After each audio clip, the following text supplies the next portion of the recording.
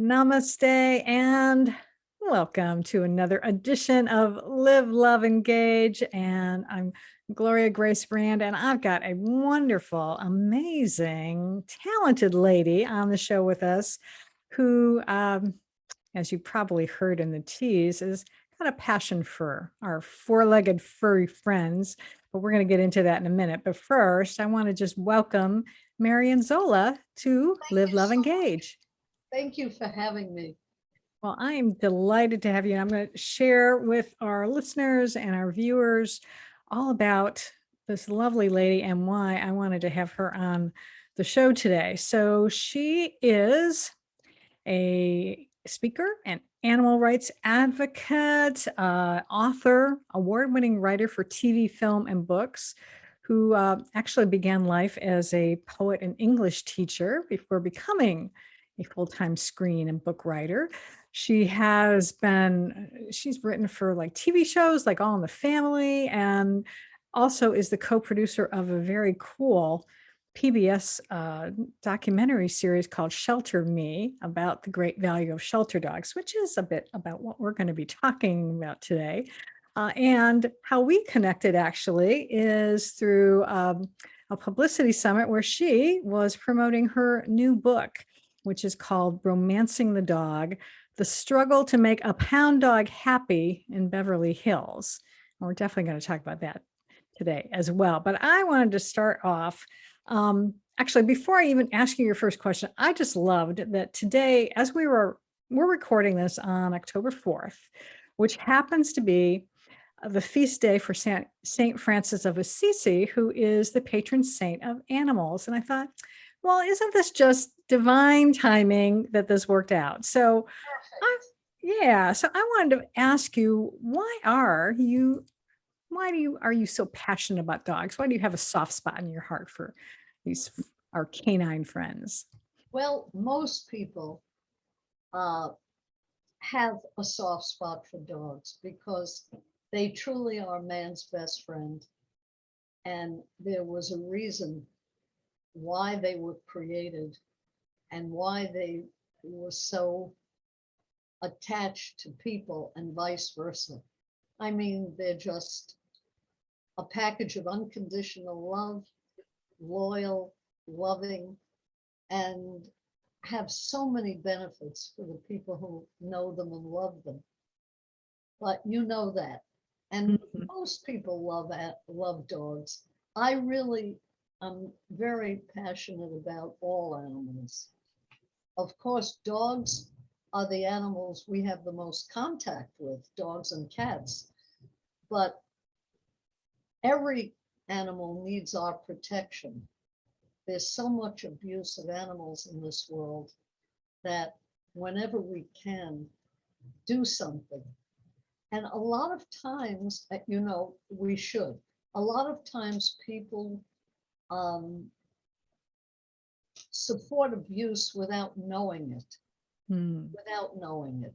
For instance, a lot of people want to buy puppies. I am sorry they do because there are so many wonderful, fabulous dogs for adoption all over the United States, Mhm. the world. Um, During the pandemic, record numbers of dogs were adopted, and there were so many dogs adopted that people didn't want to wait for the next available dog, and very often they would have been willing to adopt, but they get impatient and they say, well, I'm just going to go buy a puppy. Mm. And unfortunately, most people who buy puppies, not all, but most, do not know where they're buying them from. A lot of people buy puppies unknowingly from these horrible places called puppy mills.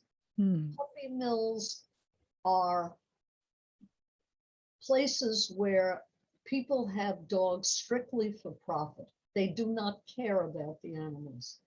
They have hundreds, sometimes even more, dogs in cages 24 hours a day. Oh. Poor animals never ever feel the ground under their feet. They do not get proper veterinary care. They do not have any touching from people except when they're being bred. And this is their life 24/7. And they give birth to puppies which are taken away from them and shipped to people all over the place. And how does this happen?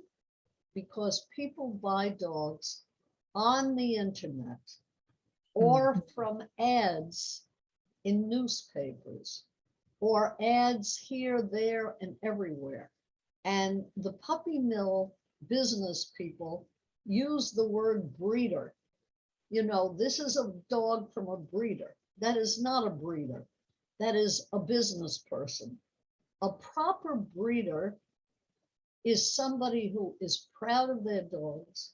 They wouldn't think of selling a dog to someone they hadn't met.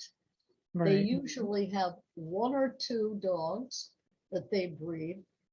And people who want to get a puppy from a proper breeder, if you must get a puppy, should go to pupquest.com. Mm. And pupquest.com will tell you exactly what I'm telling you. That if you want to buy a puppy, buy it from someone in state, in your own state, whom you can go and see the operation. You should drive to see the people or fly to see the people who are breeding the animals. A proper, legitimate breeder is proud of their dogs. They know a lot about the breed.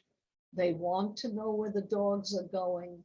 They want to make sure it's a good home, and so on and so forth. They do not sell their dogs on the internet. So pupquest.com, where you can find all the criteria. You can put in the kind of dog you want and find an in-state breeder. If you have any doubt about whether someone is a proper breeder, you can call the Humane Society and they can give you information on that. If you want to adopt a dog, if you're willing to adopt a dog, and a lot of them are very young, and there are puppies who are for adoption as well, go to petfinder.com. Petfinder.com lists every adoptable dog. You just put in where you're located, the kind of dog you're looking for, and they ask you a few questions, and they will bring up all the dogs in your area that fit those criteria. Absolutely. Yeah, I think we've used that site before in the past when we were looking for dogs. But how we wound up actually getting, well, one of our dogs is a shelter dog, and the other dog we got from a foster organization. So we actually fostered it first, and I found that fostering is a great way to be able to, number one, see if you really are going to connect with the dog. And if because raising a dog, it's not exactly like raising a kid, but in a way, I mean, human child, but in a way, there are a lot of similarities, and there can be, it's a lot of responsibility. And so I found that fostering is a good way to sort of do this trial run and see if you really are cut out to be a pet owner. Have you had experience with fostering? Yes, we fostered this dog that we have now. And after 6 weeks, we realized that it was a good fit and we should keep her. Hmm. My husband wasn't well at the time. He had Parkinson's. I was concerned about him falling over the dog.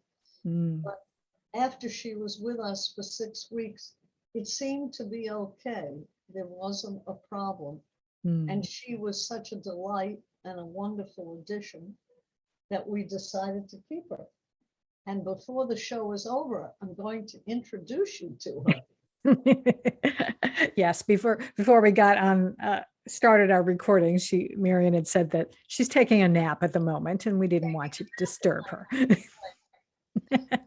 um, you, I know that one of the things, we talk about puppies and, yes, I know puppies are cute and adorable, but for me, okay, when I was a little kid, yes, I could see wanting puppies, but now as a grown up and as an adult and as someone who has raised two children, I don't really want to go through potty training in a sense, paper training, of, which you have to do. So um, I I like the idea of adopting older dogs. So what that's at least my benefit. What would you say are do you see some other benefits of owning like an older dog?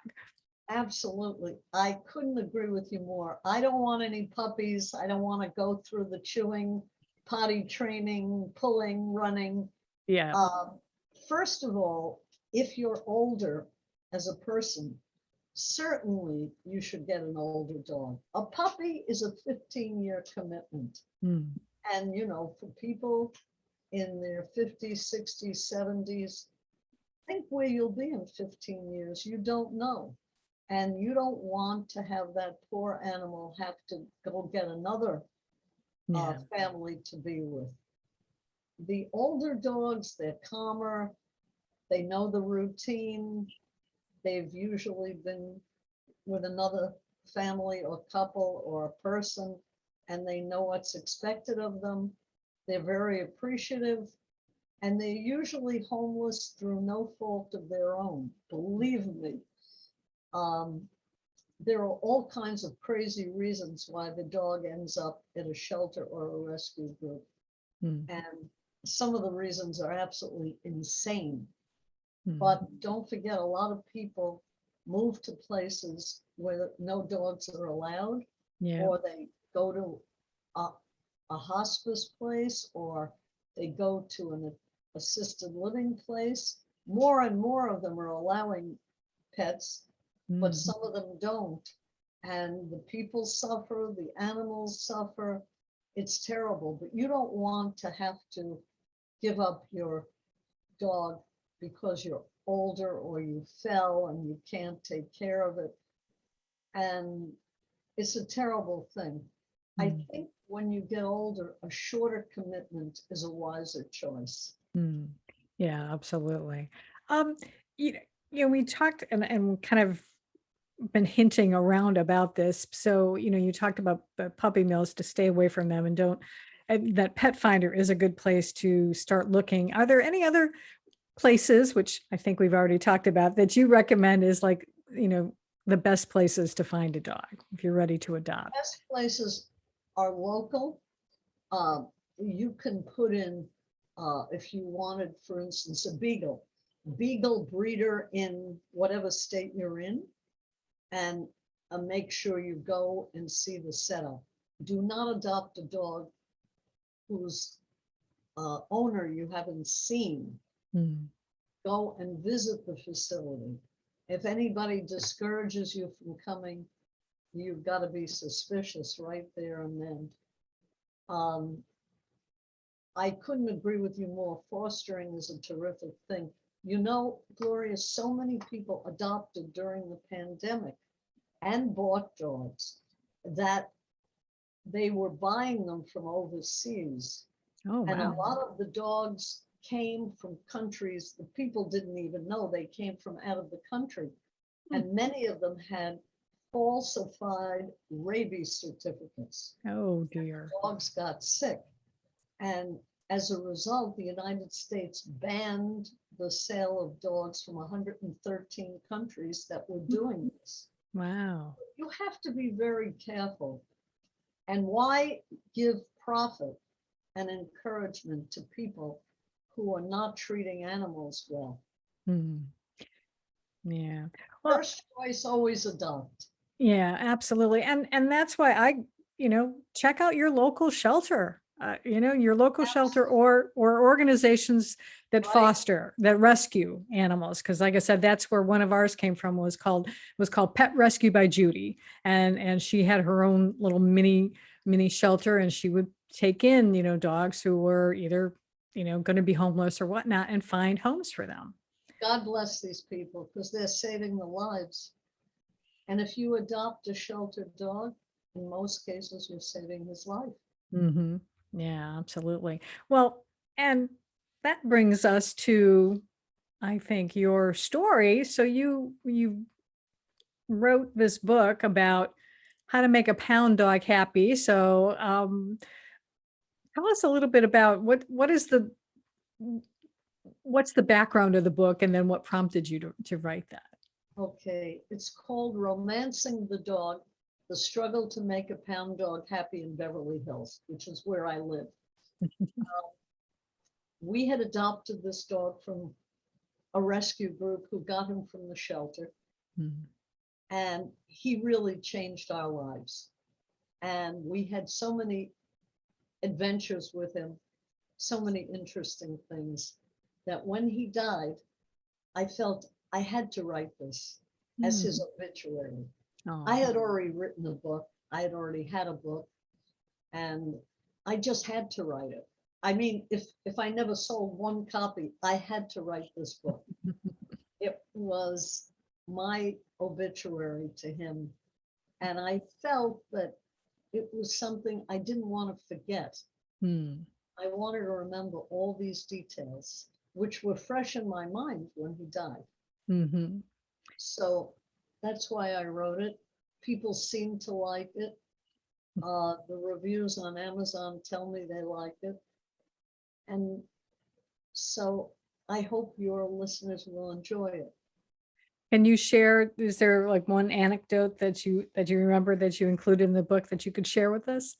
Well, we had gone to buy a new car, and I love Saabs. And at the time, they were still in business. They're no longer in business. And we went to the Saab dealer, and there was another couple there also buying a car, and they were looking for a hatchback type car. I won't say an SUV because it wasn't tall enough, but it was sort of the shape of an old station wagon that was for sale. And they had to make sure that their pet could access the car because their pet was too big, too heavy for them to pick up. Mm. Not too big, but too heavy. Oh.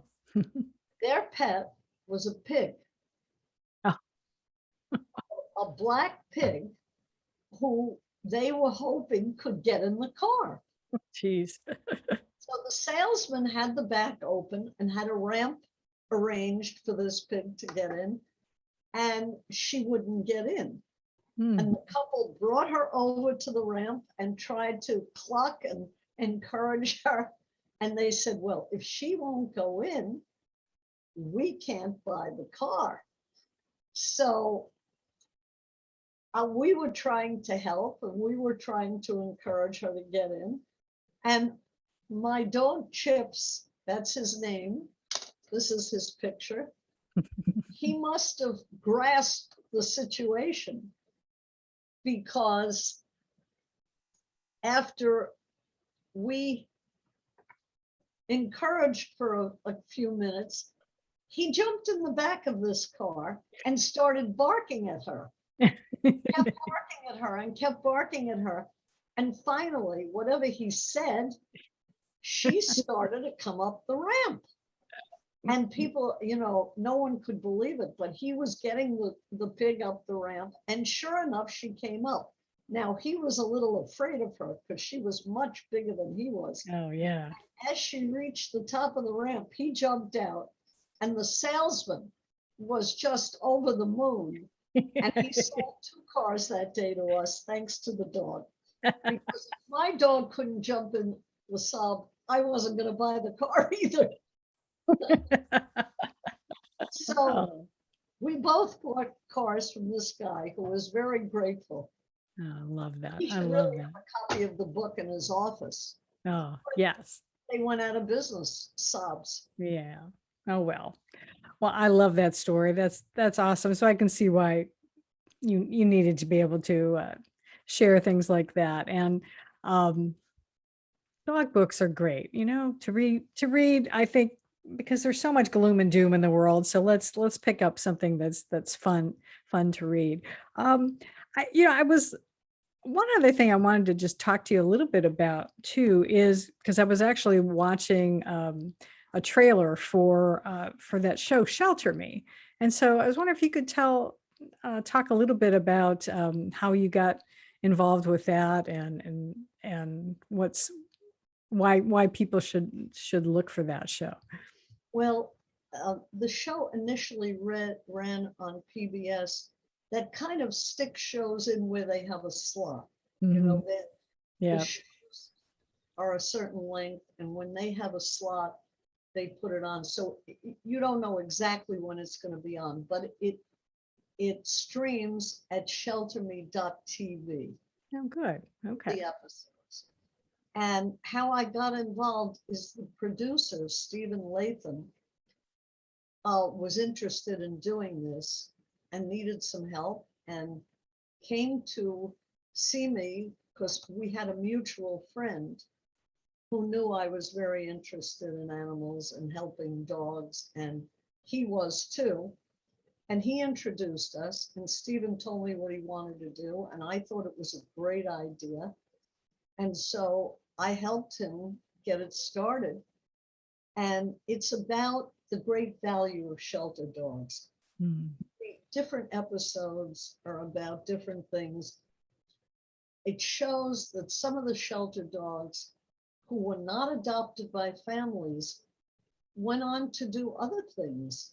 Mm. I mean, these dogs are so great, they aren't limited to being pets. Some dogs became search and rescue dogs. Some Mm. became service dogs for the handicapped. A friend of mine who has a handicapped daughter got a dog from this group that Mm. trained them in the women's prison. Oh, wow. And the head of the organization that had these dogs is handicapped herself. She's in a Mm. wheelchair. And the dogs are trained and then they're adopted out. I mean, they're given to the people who need them, not just handicapped people, uh, soldiers who are handicapped, veterans, Hmm. and veterans who have PTSD. Mm. And these dogs are doing fabulous work. And these were dogs just left at the shelter. Yeah. So if they could be so highly trained, they certainly can give a family another wonderful experience with a pet. Some Mm. of them, I remember a couple of them became search dogs for the police. Mm. The Nice. police, I think it was in Massachusetts, were using $7,000 German Shepherds as drug sniffing dogs. Mm. And then they went to the shelter and got a little dog and tried to train this dog, and he was fine.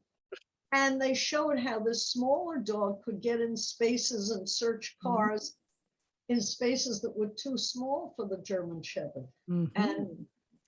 this one policeman who was involved in drug enforcement was using the dog as a drug sniffing dog.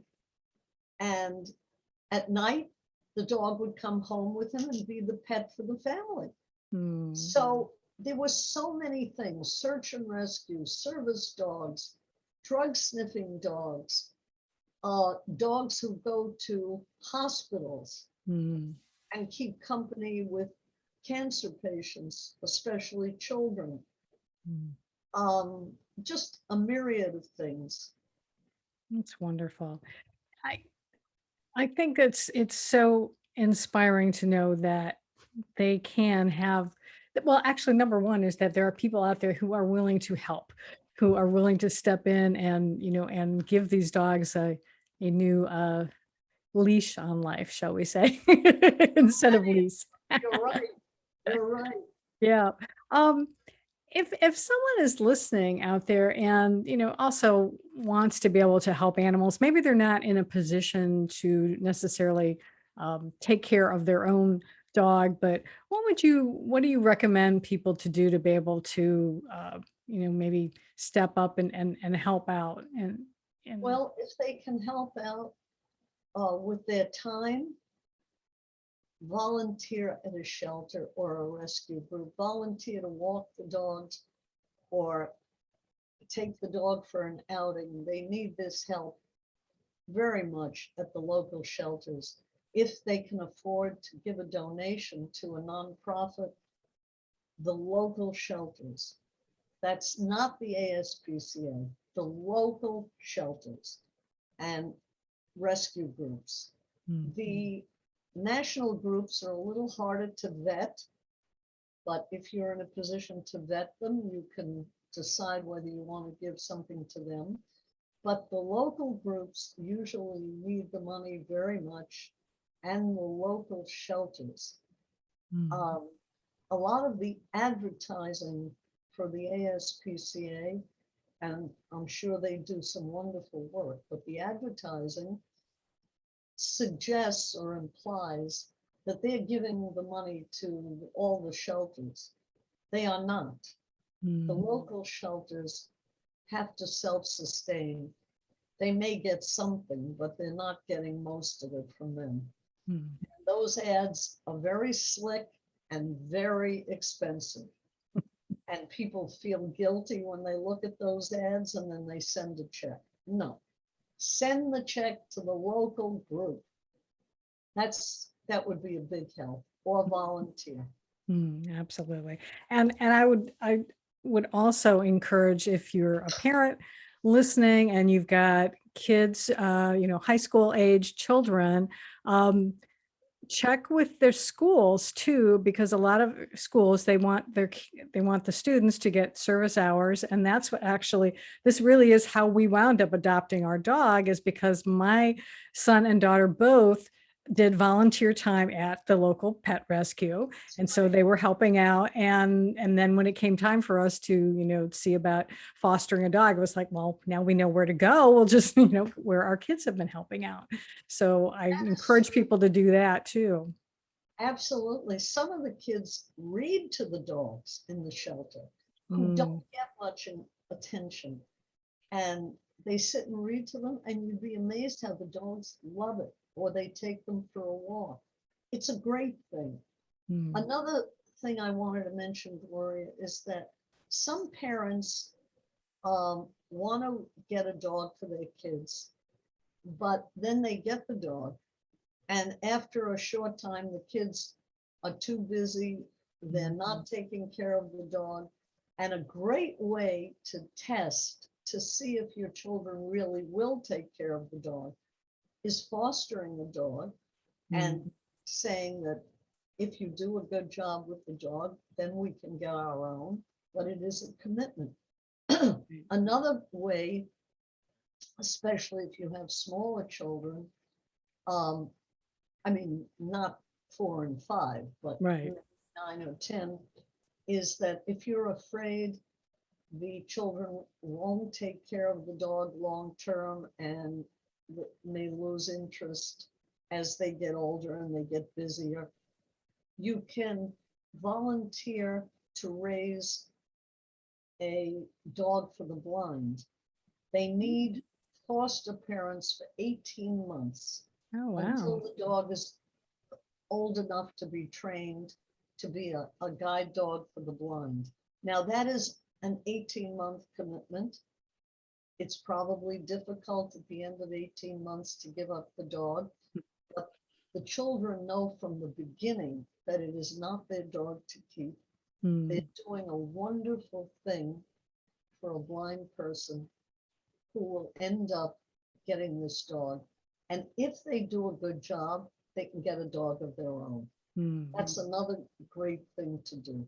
Oh, yeah. And what great lessons you're teaching the children. I mean, not only about responsibility, but also about compassion for other people. That's really awesome. I did not hear about that, but thank you for sharing that Sure. information. So, yeah. And I think that's even good for older adults as well, who maybe don't want to necessarily have the commitment to maybe keep a dog for a long time, but 18 months, that's enough to be able to get some companionship. So That's good for a pandemic. yeah, well, yeah, that's true too. Goodness. Is there anything else that you feel that we haven't touched on today that you'd like to share with our audience? There are so many wonderful ways to better the lives of animals. And, animals, unfortunately, in their contact with humans are often abused. I would like to urge people not to go to rodeos. For one thing, the animals often have their necks broken in the roping. People do not know that the bucking broncos and the bucking bulls are not bucking for no reason. They're bucking because they have tied a tight strap around their genitals. People can see it. If you just look, you'll see a rope there, all around the animal's middle, and many other abusive practices. I would like to discourage people from going to rodeos. Circuses, fortunately, they've started to close all the circuses that have animals, performing animals, many of whom are abused, most of whom are abused. And if you want to give to an animal organization, please vet it first. Make sure the money is going where you'd like it to go. And again, I encourage you to give it locally, because it's easier to vet a local organization, and they usually need it more. Absolutely. Oh, well, thank you so much. And for folks who want to find out about getting your book, Romancing the Dog, so where's the best place? Where can they find it? Or maybe even want to get some more information from you if they want to contact you. Well, it's a paperback, an ebook, and an audio book, and you can get them all on Amazon or from a bookstore or from my website, romancingthedog.com. You can send me questions at the website. I do have a blog, which I don't do often enough, but I try. And I'd be delighted to hear from any of your listeners. And thank you very, very much for having me. Can I show them the book once more? Absolutely, yes. And for those of you who are listening, it's got the most adorable dog with what type of dog is that? Do you know the breed? We thought he was a mutt, but he turned out to be a Tibetan Terrier. Oh, wow. Well, fancy dancy. He's very cute. And the current dog just woke up. Ah, all right. And what is this adorable dog's name? She's a terrier mix. Her name is Tosca, like the opera. Ah. And Tosca is a 15-year-old, very good girl who we adopted at 10 years old. Oh, she is beautiful. She's white terrier and very sweet. Yeah. Oh, blonde. I'm sorry. Okay. Oh, you're right. She is blonde. Okay. It's just the lighting in here. Yes, there we go. I see it now. Oh, awesome. You want to wave Well, to the yes. audience? Yes. Okay. Well, Thank you for having us, Gloria. oh, thank you, Marion, for being here. I so appreciate you. And make sure you're listening, watching, check out, go to romancingthedog.com, and you can learn more about Marion, the work she's doing, learn about the dog. And remember, no puppy mills. Go local, shelters, great place, fostering, all that good stuff. And until next time, I encourage you to go out and live fully, love deeply, and engage authentically.